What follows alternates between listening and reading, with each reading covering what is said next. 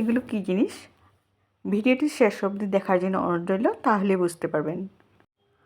আমাদের কি হয়, কোনো সময় ব্রেড থেকে যায়, বাসি থাকে, আর মানে খেতেও ভালো লাগে না, বাসি শক্ত শক্ত হয়ে যায়। সেগুলো আমরা ফেলে না দিয়ে একটা খুব ভালো কাজে লাগাতে পারি।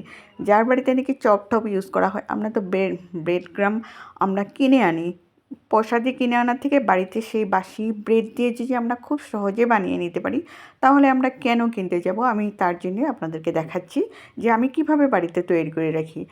আমি একটা আপনার তাওয়াতে একেবারে কম স্টিমে মচমচা করে এভাবে আমি ছেঁকে ছেঁকে একেবারে মচমচা কাটা বিস্কুট যেই ধরনের হয় সেই ধরনের করে নিই। দেখুন এভাবে করে নিলাম, আর নিয়ে এভাবে মচমচা করে নিলাম। করে নিলে কি ছোটো ছোটো করে ভেঙে, না হলে আপনি মিক্সারেও করতে পারেন, না হলে এই যে রুটি বেলনা সেটা দিয়েও আপনি গুঁড়ি করে নিতে পারেন। তারপরে আপনি একটা কন্টেনারে আপনি ভরিয়ে রেখে দিন, আপনার বছর চলে যাবে যদি আপনার ইউজ না হয়, একেবারেই নষ্ট হবে না। খুব সহজ পদ্ধতিতে আপনাকে করে দেখালাম, খুব সুবিধা।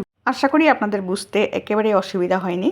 আমাকে সাপোর্ট করবেন, এমন ধরনের নতুন নতুন টিপসগুলো নিয়ে আসবো। ভালো থাকুন, সুস্থ থাকুন, অনেক ভালোবাসা, ধন্যবাদ।